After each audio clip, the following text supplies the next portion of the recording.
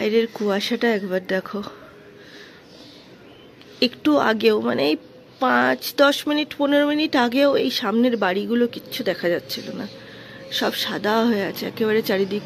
ওই দূরেরগুলো তো একেবারে ঝাপসা লাগছিল, এখন একটু একটু করে ভিজিবল হচ্ছে। কি ঠান্ডা হাওয়া দিচ্ছে এদিক দিয়ে, কি বলবো। আর আমার অপরাজিতা গাছটা ফুল ফুটছে, রোজই একটা দুটো করে ফুল দিচ্ছে। এই দেখো একটা, এখানে একটা, কিন্তু গাছের পাতা ঝরে গেছে। ওইখানেও আছে একটা, পাতা পুরোই ঝরে গেছে। গরমকালে কি সুন্দর ঝাঁকড়া হয়ে থাকে জায়গাটা, ছায়া ছায়া হয়ে থাকে। Good morning everyone, welcome back to the channel. অনেক দিন পর ক্যামেরা হাতে ধরেছি ব্লগ করার জন্য। মানে এত বেশি পরিস্থিতি প্রেশারাইজ করছিল আমাকে যে আমি ভ্লগ করতেই পারছিলাম না, এডিট করতে পারছিলাম না। ভ্লগ তো শ্যুট অনেক করা ছিল, এডিট করতে পারছিলাম না।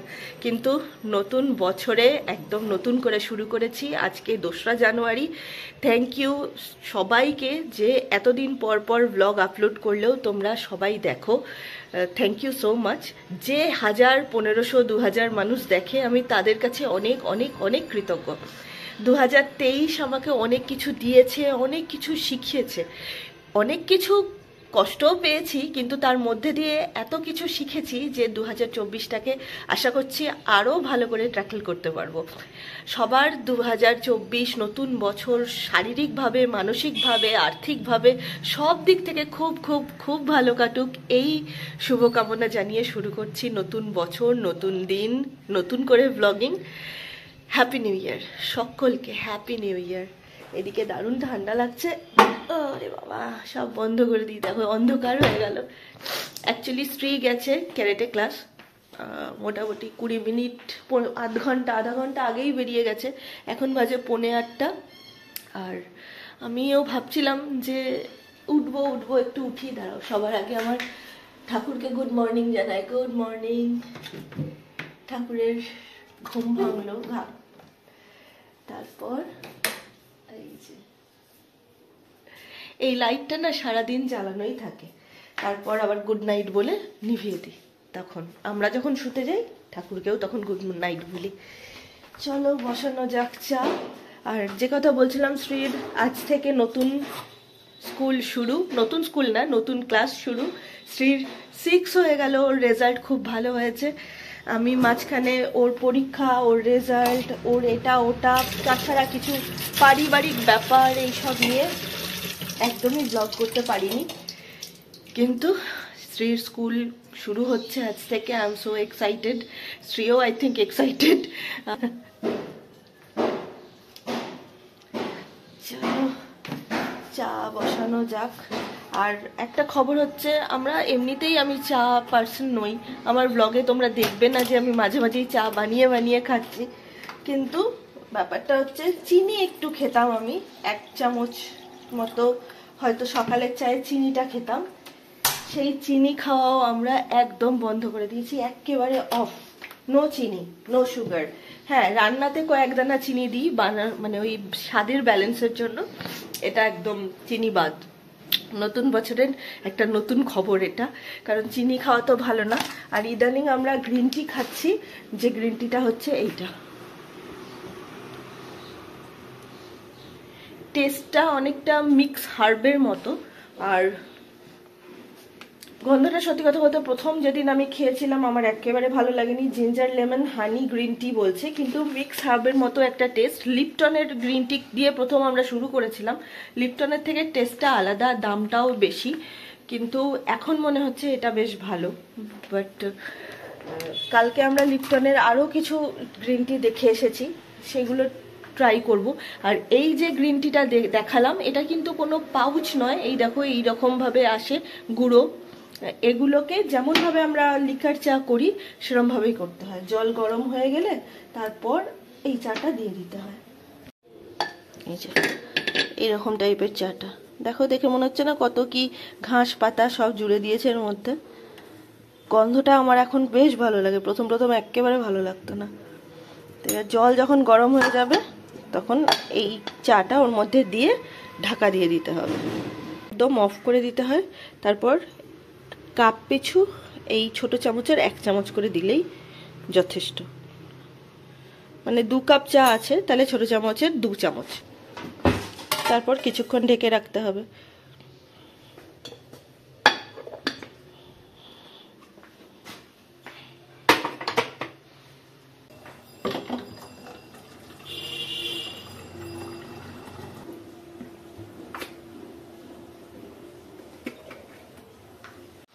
চিনি মানে আমি বা শান্তনু, শ্রী কেউই খুব একটা চিনি পার্সন বা মিষ্টি পার্সন নই। চিনি খাওয়াটা বাদ দিতে পেরে আমি খুব খুশি। শ্রী অনেকদিন থেকেই দুধে চিনি খায় না, নর্মালি দুধ দিয়ে ওকে। আর চিনি আমি শুধু একটু 1 চামচ সারাদিনে খেতাম, সেটাও এখন বাদ হয়ে গেছে। ভালো। কফিও আমি ব্ল্যাক কফি খাচ্ছি, মানে কখনো কখনো যদি খাই। চা বা কফি আমাকে কেউ দিলে আমি খুশি হই, নিজে অতটা নেশা নেই যে নিজে নিজে বানিয়ে বানিয়ে নিয়ে খাবো। জল গরম হবে, ওষুধ খাবো, তার সাথে আর কি খাবো, আর তো কিছু খাওয়ার নেই। আর 1 গ্লাস গরম জল খাবো। আর এই দেখো, এই খুলে খুলে যাচ্ছে, কিন্তু কি অপূর্ব গন্ধ রজনীগন্ধার, সব ছিটিয়ে ছিটিয়ে পড়ে আছে দেখো না। এত ঠান্ডা কদিন ধরে, বিশেষ করে নতুন করে আবার ঠান্ডাটা পড়েছে। এই ধরো 1 তারিখ থেকে 31 তারিখ থেকেই ধরো আবার ঠান্ডাটা পড়েছে। তখন না এই যে গরম জল করছি, গরমকালে উষ্ণ গরম জলটাও মনে হয় কি গরম, এখন মনে হচ্ছে কি আরামদায়ক। চলো, জল গরমও রেডি, শান্তনু আসুক, তারপর চাটা খাবো। খাওয়ার পরে শুরু করবো স্ট্রিট টিফিন। বাবারে কুয়াশাটা যেন এগিয়ে এগিয়ে আসছে আমাদের বাড়ির কাছে। এই দেখো, এক্ষুনি বাইরে দিয়ে তোমাদের দেখালাম যে কুয়াশা নেই, আবার এইবার দেখো, এই দেখো সাদা হয়ে আছে। স্ত্রীর জন্য টিফিন করতে হবে, তারপরে আমাদের জন্য একটু ভাত টাত করতে হবে, তারপর শুরু করব আবার অফিস। মাঝে 3টে দিনের ছুটি ছিল, শনি রবি সোমবার 3 দিনের ছুটি ছিল। বেশ একটা ব্যাপার ছিল, কিন্তু ছুটিগুলোতে অনেক কাজ হয়েছে আমাদের, অনেক কাজ, যেগুলো সব ব্লগে ইনক্লুড করা পসিবল না।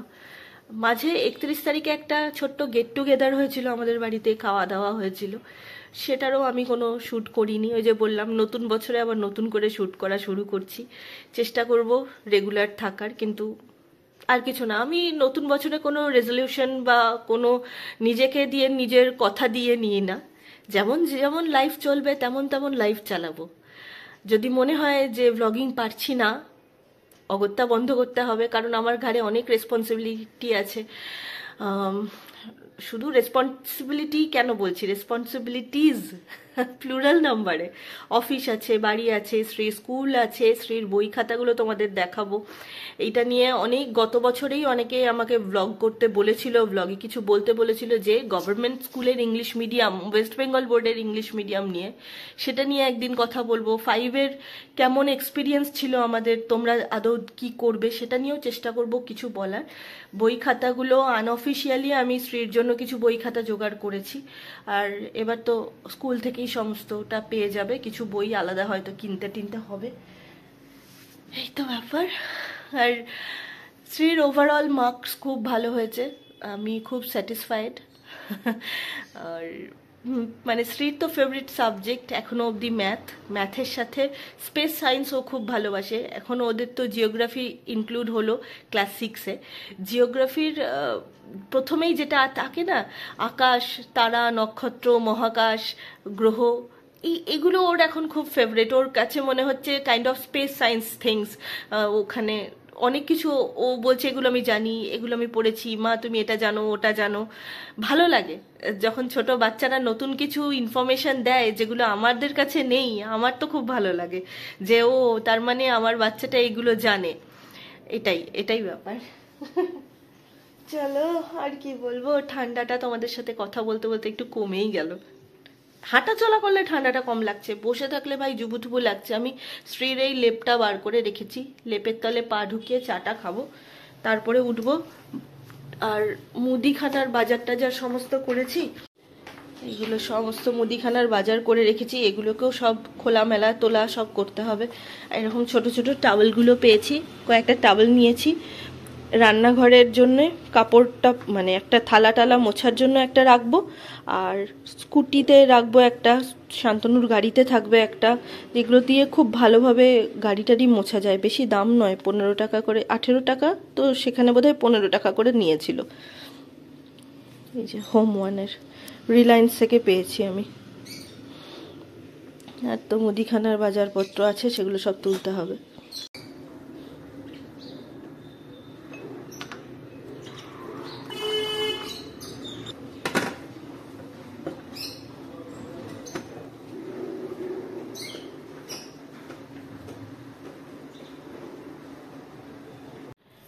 এই দেখো 20 টাকার কয়েন, ফার্স্ট টাইম দেখলাম আমি। এখানে আমাদের টাকা পয়সার হিসেব হচ্ছে, সব মাইনেপত্রর হিসেব হচ্ছে, বিলের হিসেব হচ্ছে। তখন শান্তনু আমাকে এটা দিল। একই রকম না, 10 টাকার কয়েনের মতোই, একটু সাইজে বড়। বড় ছোটই তো লাগছে। জল গরম করতে দিলাম পাস্তার জন্য, তাতে দিচ্ছি 1 চামচ নুন, আর দিচ্ছি একটুখানি তেল, ব্যাস। এবার জলটা ফুটলে তখন দেবো পাস্তাগুলো।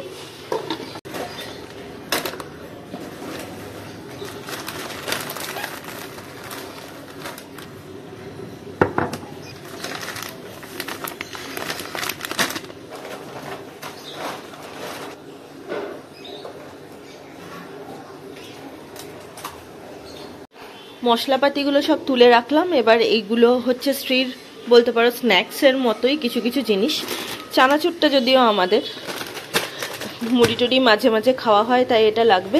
আর আমি এবার এই পাস্তাটা নিয়ে এসেছি, এই যে এই পাস্তাটা, একটার সাথে একটা ফ্রি, কোয়ান্টিটিতে বেশি থাকে, টেস্টটাও ভালো হয়, পেনে পাস্তা। আর স্ত্রী এটা বেশ পছন্দও করে। তার সাথে না আর একটা জিনিস দেখাই, এইগুলো আমি ঠাকুর পুজোর জন্য ব্যবহার করি। মঙ্গলদ্বীপের এত সুন্দর গন্ধ হয় সাম্রানিটা, মনে হয় যেন ধূপ ধুনো দেওয়া হয়েছে বাড়িতে। আর সেই সাথে লোবান ধূপকাঠি পেয়েছি এবার, মোটা মোটা স্টিকগুলো, এই দেখো একদম সুন্দর গন্ধ হয়। তো এইগুলো ঠাকুরের জিনিস। আর বাকি সব মশলাপাতি তুলে রেখেছি। আর এগুলো হচ্ছে টিফিন দেওয়ার জন্য। ও এবার না আমি রেডিমেড পাস্তা আর পিৎজা সস নিয়ে এসেছি, একটু ইজি হয় সকালবেলায় কখনো কখনো রান্না করার জন্য। তো এটা দিয়েই আজকে আমি করব স্ত্রীর জন্যে পাস্তাটা। ও এটা তোলা হয়নি, পোস্তটা, এই সর্ষে পোস্ত বলছি। নুন আর ওটসের ছোট ছোট পাউচ প্যাকেট নিয়ে এসে রেখেছি। লঙ্কার বীজগুলো আমি বার করে দিয়েছি, শুধু লাল লাল লঙ্কা, অল্প একটু বীজ সহ রেখেছি যাতে খুব ঝাল না হয় আর দেখতেও বেশ ভালো লাগে।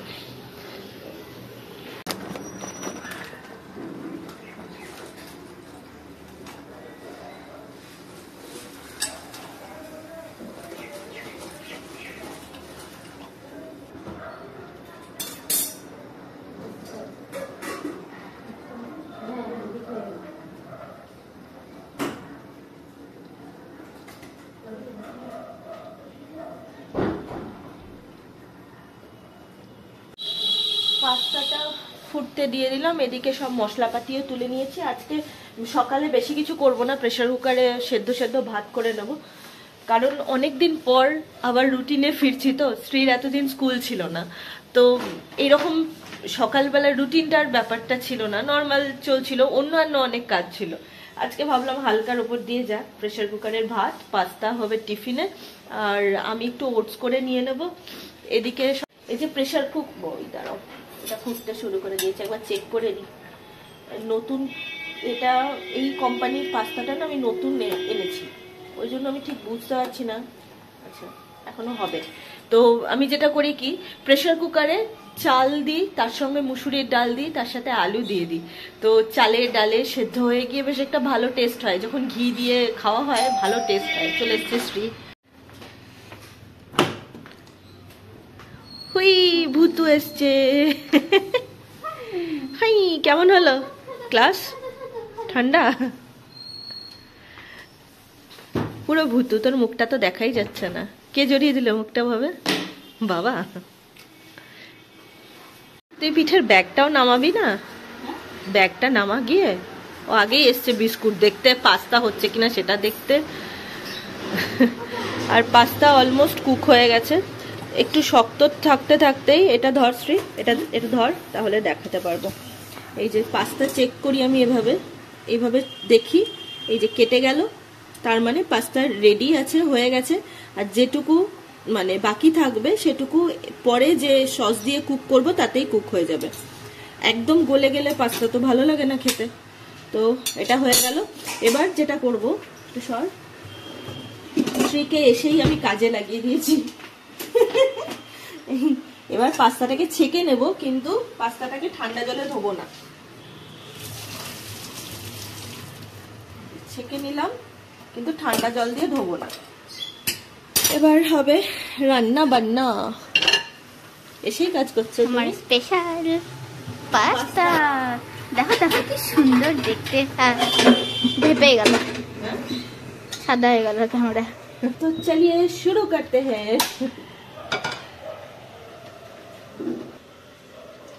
একটু সাদা তেল, সাথে এই একটু বাটার, বাস। এবার এটা গরম হোক, তারপরে করবো রান্না। বাটার গরম হয়ে গেছে, এর মধ্যে আমি দিয়ে দিচ্ছি রসুন।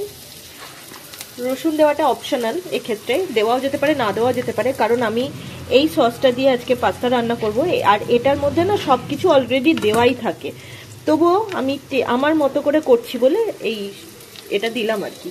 এটা কি? ও, এটা রসুন। জাস্ট রসুন থেকে সুন্দর হালকা হালকা গন্ধ বেরোবে। বাটার আর রসুনের না একটা আলাদাই কম্বিনেশন হয় গন্ধের, সেটা আমার খুব ভালো লাগে। মানে অনেকটা হয় না ওই গার্লিক, বাটার গার্লিক সসের মতো একটা গন্ধ বেরোয়। এবার ওই বীজ ছাড়ানো লঙ্কাগুলো দিয়ে দিলাম।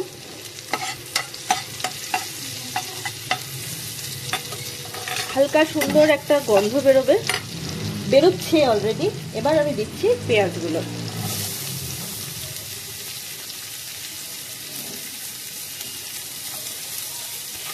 এখানে ইচ্ছে করলে না আরো সবজি টবজি দেওয়া যেতে পারে, যেমন লাল, হলুদ, সবুজ নানা রকমের ক্যাপসিকাম দিতে পারো, টমেটো দিতে পারো। খুব বেশি ভাজার দরকার নেই, একটু ক্রাঞ্চি ক্রাঞ্চি থাকবে, তাতে টেস্টটা ভালো হবে। যখন পেঁয়াজটা দেখবো একটু পিঙ্ক কালারের হয়ে গেছে, নরম হয়ে এসেছে, তখন মানে একটু ক্রাঞ্চটাও থাকবে, একটু নরমও হয়ে যাবে, তখন আমি সসটা দিয়ে দেবো, শেষে দেবো এইটা পাস্তা।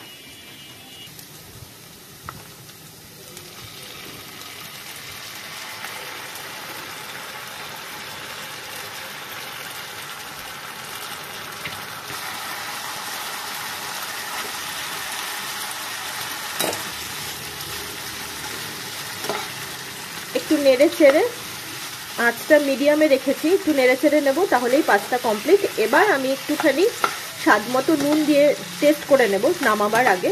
যদি মনে হয়, মানে নুনটা আগে টেস্ট করে নেব, যদি মনে হয় নুন দিতে হবে তাহলে একটুখানি দিয়ে নেব, আদারওয়াইজ এই সসটা বেশ নুনটা।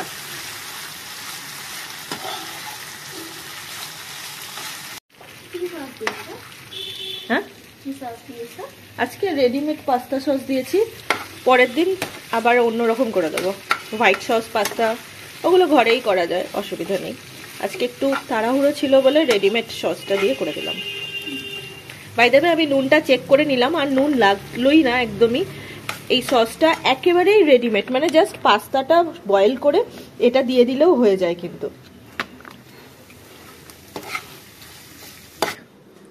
ফু দিয়েছি, তাও তুই একবার ফু দিয়ে নে।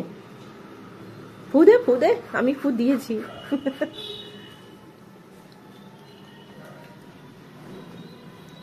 ভালো হয়েছে না? রসুনের গন্ধটা কি সুন্দর লাগছে না? বাটার আর রসুনের খুব ভালো। সত্যি। চলো, স্ট্রেট টিফিন রেডি।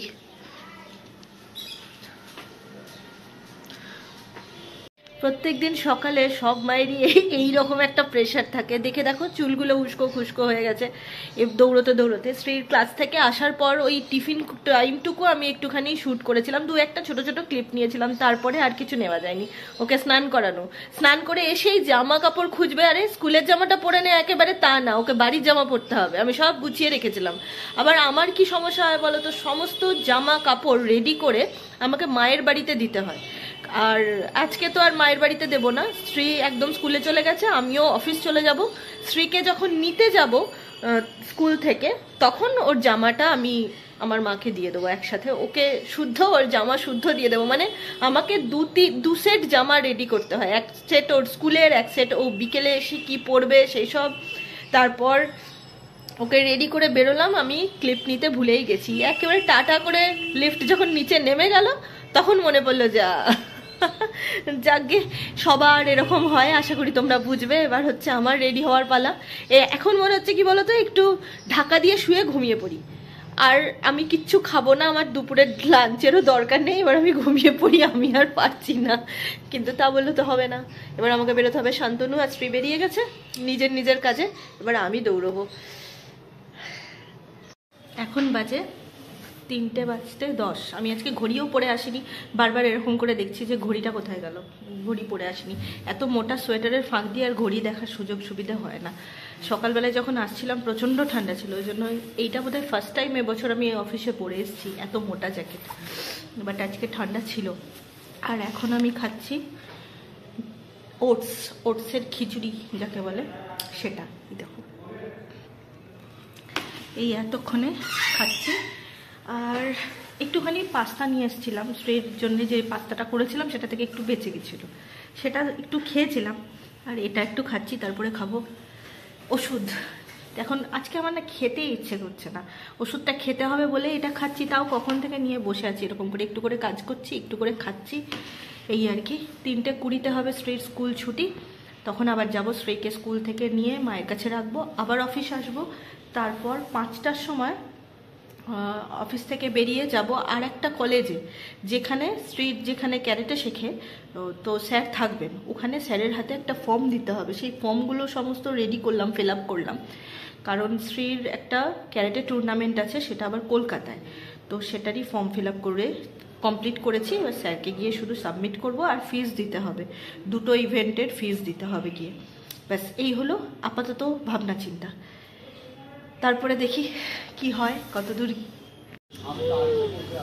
এটা আমাদের অফিসের গ্যারেজে থাকে এরা, কত টুকুটুকু এইটার আবার খুব বুদ্ধি। চলো স্ত্রীকে আনতে যাওয়ার টাইম হয়ে গেছে। এই দেখুন পুচকিটা, এটা খুব ছটফটে, এটা ছুটকুটা। হ্যাঁ হ্যাঁ হ্যাঁ,